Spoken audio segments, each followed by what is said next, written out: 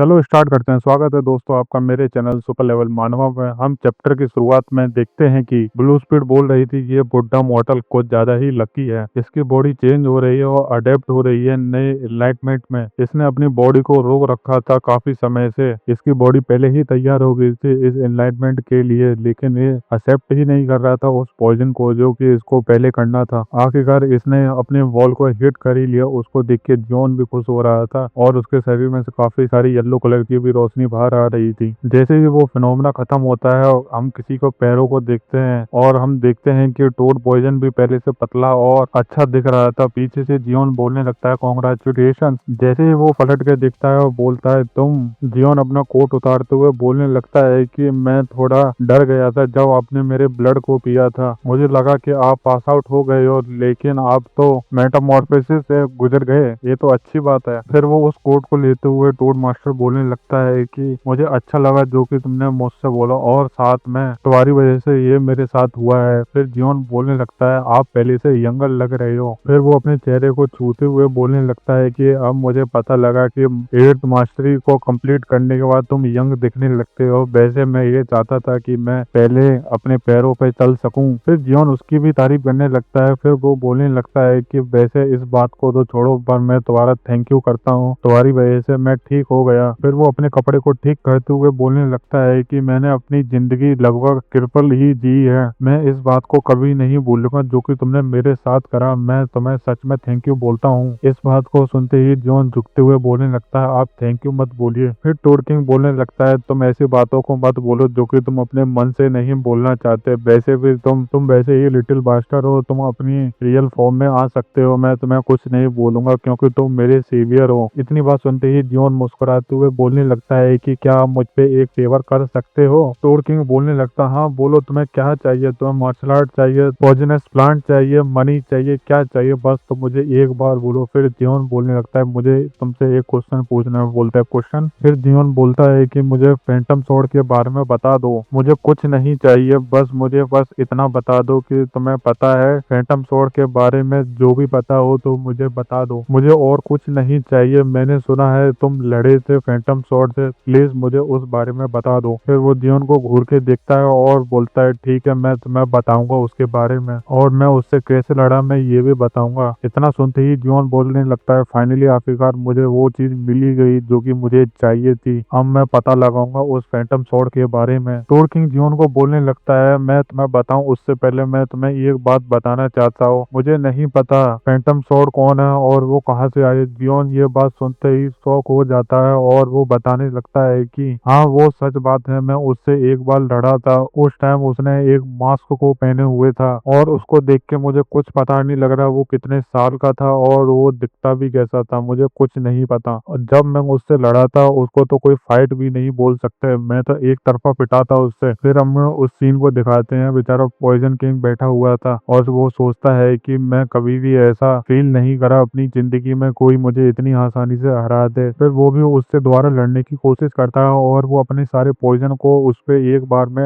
Attack में लगा देता है, लेकिन उससे भी उसका कुछ नहीं होता। उस फैंटम स्वॉर्ड ने उसको एक ही स्ट्राइक से उसके सारे पॉइजन को इधर उधर कर दिया। और मार्क वाला बंदा बोलने लगता है कि बस करो टोड पॉइजन किंग, तुम नहीं हरा सकते मुझे। फिर टोड किंग बोलने लगता है क्या तुम मेरा मजाक बना रहे हो? फिर वो सामने से बोलता है कि नहीं। फिर मार्क वाला बंदा बोलने लगता है कि मैं इंजर्ड हो चुका हूँ, क्या तुम एक इंजर्ड इंसान से लड़ोगे? ये बात सुनते ही वो बोलने लगता है कि मैंने तुम्हें कब कर दिया इंजर्ड? फिर वो अपनी सेट को हटाता है और दिखाता है पाम उसके शरीर पर लगा हुआ था। उस पाम को देख के वो सोचने लगता है कि ये ऐसी हालत में मुझसे लड़ रहा था और मुझे एक तरफा भी हराया इसने और मैं इस पे एक सिंगल अटैक भी लैंड नहीं कर पाया और ये मुझे इतनी आसानी से हरा दिया। और सबसे बड़ी बात, इसको किसने मार दिया? ये पाम टेक्निक। और वो बेचारा गुस्सा करते हुए सोचता है कि मैं इसका मैच कभी था भी। फिर मार्क वाला बंदा पीछे मुड़ के जाने लगता है और पीछे से टोड किंग बोलने लगता है क्या तुम उन क्लैन में से आए हो मुझे मारने के लिए? उनका ना जवाब देते हुए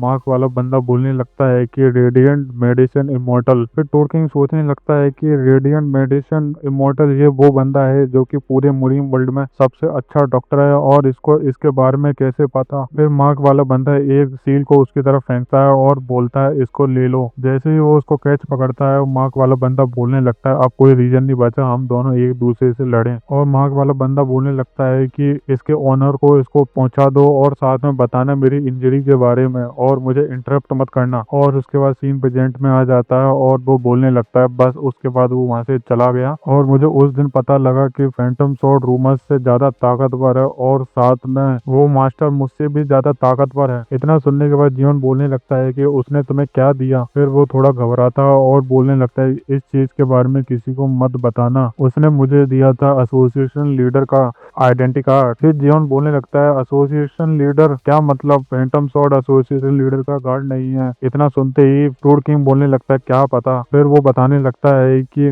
मैंने जब उनको वापस करने गया तब उन्होंने मुझसे बोला कि और किसी को बताना मत, बस इतनी ही बात हुई मेरी और उनकी। फिर जियोन बोलने लगता है कि एसोसिएशन लीडर को पता है फैंटम स्वॉर्ड के बारे में। टोड मास्टर बोलने लगता है, हाँ शायद उनको पता होगा। फिर जियोन सोचने लगता है, लेकिन फैंटम स्वॉर्ड के पास क्या कर रही थी एसोसिएशन लीडर की आइडेंटिटी। फिर जियोन सोचता है 6, 7 एंड 8 स्टार, इनमें से भी जो 6, 7 होते हैं उनमें से जो सबसे ज्यादा पावरफुल होता है वो बन जाता है एसोसिएशन लीडर। मुझे लगता है मुझे मिलना पड़ेगा उनसे। फिर जियोन उसको ग्रीटिंग देते हुए बोलने लगता है कि चलो ठीक है, मैं यहाँ से जाता हूँ। इतना सुनते ही वो बोलने लगता है, क्या तुम जा रहे हो? क्या तुमने मुझसे बोला नहीं था तुम मुझसे टीचिंग लेना चाहते हो? फिर जियोन थोड़ा सोचता है और बोलने लगता है, नहीं। जैसे ही ये बात सुनता है टोड किंग हंसने लगता है और बोलने लगता है कि क्या तुम सच में मुझसे कभी टीचिंग लेना ही नहीं चाहते? कितने इंटरेस्टिंग हो तुम। फिर जियोन उससे माफी मांगता है। फिर टोड किंग उसके गले में हाथ डालते हुए बोलने लगता है कि मैं तुम्हें इतनी आसानी से जाने नहीं दूंगा, तुमने मेरे लिए इतना सब कुछ करा है तो मैं तुम्हें कुछ इंटरेस्टिंग दूंगा। जियोन भी बोलने लगता है, इंटरेस्टिंग? फिर टोड किंग बोलने लगता है, सामने देखो।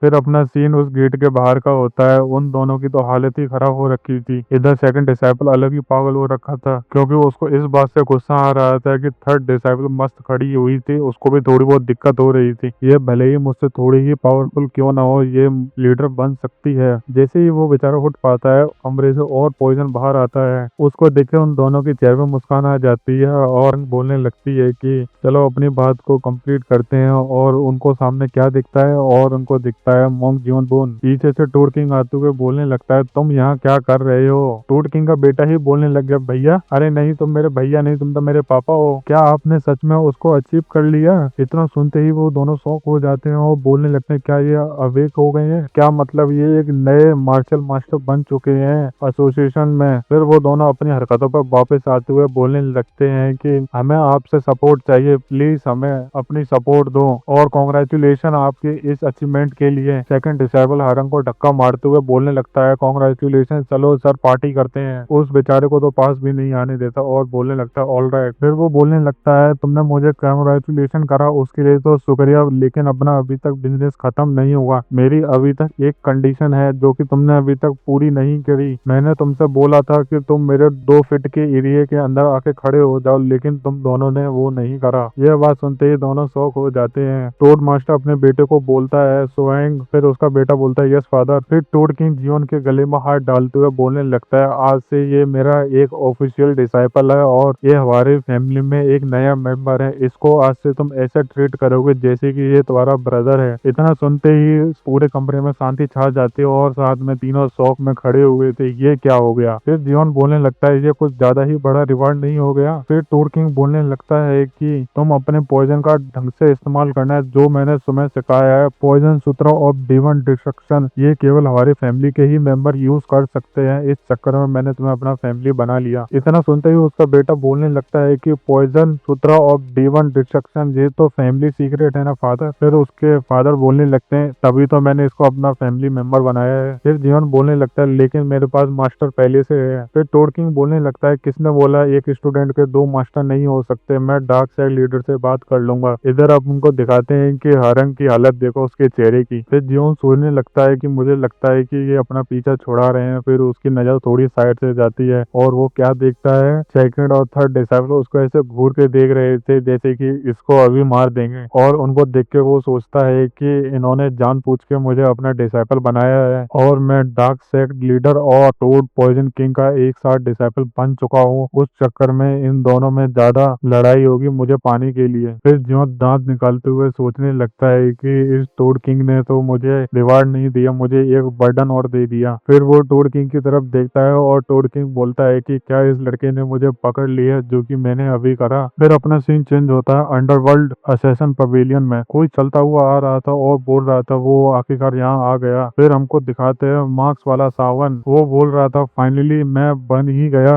अंडरवर्ल्ड असेसन पवेलियन का मास्टर। और वो सोचता है कि मैंने सुना है कि सीनियर ब्रदर को एसोसिएशन लीडर सेक्ट की तरफ से ऑर्डर मिला था, वो किसी मिशन पे गए थे और वो यहाँ वापस आ रहे हैं बिना कोई नोटिस के। मुझे लगता है वो इस वजह से जल्दी वापस आए हैं, उन्होंने सुना होगा कि पवेलियन मास्टर के साथ क्या हुआ और मैं नया पवेलियन मास्टर बन चुका हूँ। यह वाला प्लान मैंने मोंग जुनवुन के साथ बनाया था। वो लड़का सच में टैलेंटेड है और उसी की वजह से आज मैं पवेलियन मास्टर बन चुका हूँ। वो ये सारी चीजें याद कर रहा था। उसने मुझसे एक वादा लिया था, तुम पवेलियन मास्टर बन जाओ और एक चीज को हाइड करके रखना, मैंने तुम्हारे मास्टर को मारा है उस बात को हाइड करके रखना। लेकिन वो इससे बड़ी वाली दिक्कत में आ चुका था और वो सोचता है कि फिर वो इन सारी बातों को छोड़ते हुए सोचने लगता है कि मुझे सिर्फ एक दिक्कत है, क्योंकि सीनियर ब्रदर सन रैंक पे पहुंच चुके हैं। मैं नहीं डर सकता, मुझे इन सब चीजों से दूर हटना पड़ेगा। मैंने इस चीज की प्रिपरेशन की थी, मैंने मास्टर का इस्तेमाल करके मैं नया पवेलियन मास्टर बन गया। उसके बाद मैंने उन्हें उठा के पानी में पटक दिया और वो धीरे धीरे करके सीढ़ियों पे ऊपर आ जाता है और उसके सैनिक बोलने लगते हैं वो अंदर हैं, वो आपका इंतजार कर रहे हैं। फिर वो सबको वहां से हटा देता है और बोलता है तुम सब यहाँ से जा सकते हो। इतना सुनते ही उसके सैनिक बोलते हैं यस सर, और वो सोचता है कि मेरे लिए ही एडवांटेज में रहेगा कि ये लोग यहाँ ना रहें। फिर वो धीरे से गेट खोलता है और अंदर आ जाता है और अंदर आते हुए बोलने लगता है सीनियर ब्रदर। जैसे ही वो चारा सामने देखता है वो उसी की कुर्सी पर बैठा हुआ था और वो सोचता है कि ये क्यों पवेलियन मास्टर की सीट पर बैठा हुआ है। वो तो वहाँ मस्त अपने टेबल पे पैर रखते हुए लेटा हुआ था। जैसे ही वो अंदर आता है कमरे में अलग सी शांति आ जाती है और वो सोचता है कि मैं इतना नर्वस क्यों हो रहा हूँ, पहले तो मुझे काम होना पड़ेगा, उसके बाद मैं देखता हूँ। फिर वो उसको बोलने लगता है आप वापस आ गए। जैसे ही वो ये बोलता है वो बोलने लगता है मैंने सुन लिया। फिर मार्क्स वाला सावन बोलने लगता है कि मैंने सुना है आप किसी सीक्रेट मिशन पे गए थे। फिर वो दांत निकालते हुए बोलने लगता है कि अच्छा तुमको पता है इस बारे में, चलो यहाँ सब कुछ अच्छा जा रहा है। फिर मार्क्स वाला सावन सोचने लगता है चलो मेरे लिए ही अच्छा है और वो सोचने लगता है आखिरकार मैं पवेलियन मास्टर बन गया, लेकिन इसको मैं पता नहीं लगने दूंगा कि मैं कैसे बना। और वो बोलने लगता है कि मैं अभी काफी सारी चीजों में लैक करता हूँ, आप मुझे गाइड करना, उससे मैं अच्छा पवेलियन मास्टर बनूंगा। फिर वो बोलने लगता है कि क्या तुम मेरा यूज कर रहे हो। फिर मार्क्स वाला सावन बोलता है नहीं, आप थोड़े बहुत अपसेट हुए होंगे लेकिन मैं सिर्फ ऑर्डर को फॉलो कर रहा हूँ, ये ऑर्डर हमारे मास्टर ने दिया था। यह बात सुनते ही वो बोलने लगता है हमारे मास्टर। फिर वो बोलने लगता है कि आपको ये वाली पोजीशन चाहिए थी लेकिन मास्टर ने ये वाली पोजीशन मुझे दे दी, उन्होंने बोला था कि आपके पास तो एसोसिएशन लीडर का सपोर्ट है, इस चक्कर में मैं पवेलियन मास्टर बना और यही था हमारे मास्टर का ऑर्डर। इतना सुनने के बाद वो बोलता है क्या सच में मास्टर ने ये बोला था। फिर वो बोलता है हाँ मास्टर ने यही बोला था, चाहो तो आप और किसी से भी पूछ लो यहाँ पे जितने भी लोग हैं। फिर वो बोलने लगता है अच्छा मास्टर ने बोला। इतना बोलने के बाद कमरे में शांति हो जाती है। फिर वो अचानक गुस्सा हो जाता है और बोलने लगता है कि क्या तुम सच में ये पोजीशन चाहते थे। उसके बाद वो अपनी छड़ी को जमीनों पटकता है, उसके बाद वो अपने मास्टर के ताबूत को बाहर निकाल देता है और बोलता है इसको जरा मुझे एक्सप्लेन करो। उसको देखकर वो बेचारा शॉक हो जाता है और बोलने लगता है मास्टर इसको कैसे पता लग गया इसके बारे में, और वो पीछे हट जाता है। इसको चाहे कैसे भी पता लगा हो, अब मुझे लगता है कि मुझे इससे फाइट करनी ही पड़ेगी। फिर उसका सीनियर ब्रदर बोलने लगता है कि टोरू नियोन बुन। जैसे ही ये बोलता है वहाँ पे काफी सारी रोशनी आ जाती है और चीजें भी हिलने लगती हैं। उतने में उसके बगल से एक सीक्रेट बीस्ट आता है। जैसे ही वो अंदर कमरे में एंटर करता है उसके इम्पैक्ट इतना होता है कमरे में जितनी भी चीजें रखी हुई थी वो सारी इधर उधर हो जाती हैं। साथ में मार्क्स वाला सावन में दूर जाकर पड़ता है। जैसे ही वो दूर जाकर पड़ता है उतने में उसकी दूसरी स्पिरिट आती है और उस पर पैर रख लेती है और वो आगे बढ़ते हुए बोलने लगता है कि देखो मेरे पास कौन सी स्पिरिट है और तुम्हारे पास कुछ नहीं,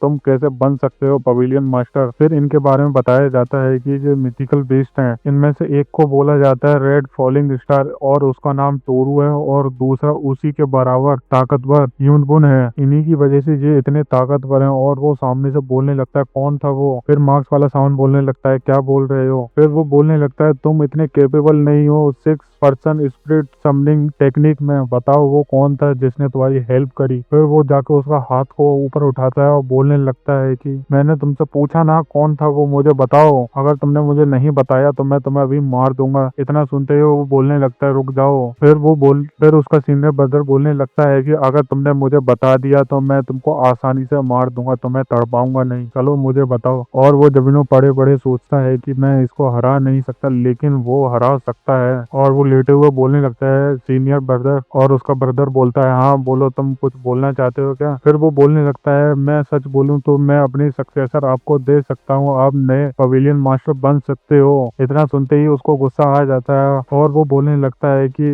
भले ही मैं आपसे कंपेयर नहीं कर सकता, लेकिन मैं अभी भी वो सोचता हूँ कि मुझे एक बार बनना था पवेलियन मास्टर और मैं बन गया। और वो सोचता है कि पहले मैं उस बच्चे से हारा और उस बच्चे की मदद से ही मैंने अपना सपने को पूरा करा और मैं उसके बाद बना पवेलियन मास्टर। और वो बेचारे को गुस्सा बढ़ता ही जा रहा था और वो सोचता है पहले मैं उस बच्चे से हारा और मैं अब इससे हार रहा हूँ, मैं ऐसा होने नहीं दूंगा। फिर वो भी अपने डॉल को बाहर निकालता है और वो भी कुछ टेक्निक को परफॉर्म करने लगता है और वो भी अपने दो स्पिरिट को बाहर निकाल लेता है। उसको देख के उसका सीनियर ब्रदर बोलने लगता है तुम पागल हो रहे हो, तुम्हें क्या लगता है ये मुझे रोक सकते हैं क्या? वो बेचारा वहाँ पूरी कोशिश करने में लगा हुआ था कि बस इसको मैं एक बार रोक दूं। और वो सोचता है कि जोंग बुन बुन वहां से भाग जाओ जहाँ पे तुम हो। फिर अपना सीन चेंज होता है, पार्टी में अपना जियोन मस्त बीच में खड़ा हुआ था और उसको कोई बोलता है जियोन बुन तुम क्या कर रहे हो यहाँ पे? फिर जियोन साइड से देखने लगता है और सोचता है कि मुझे ऐसा लग रहा है कोई मुझे बुला रहा है। इस वीडियो को यहीं एंड करते हैं। अगर वीडियो अच्छी लगे तो लाइक करो, कमेंट करो एंड सब्सक्राइब भी करो।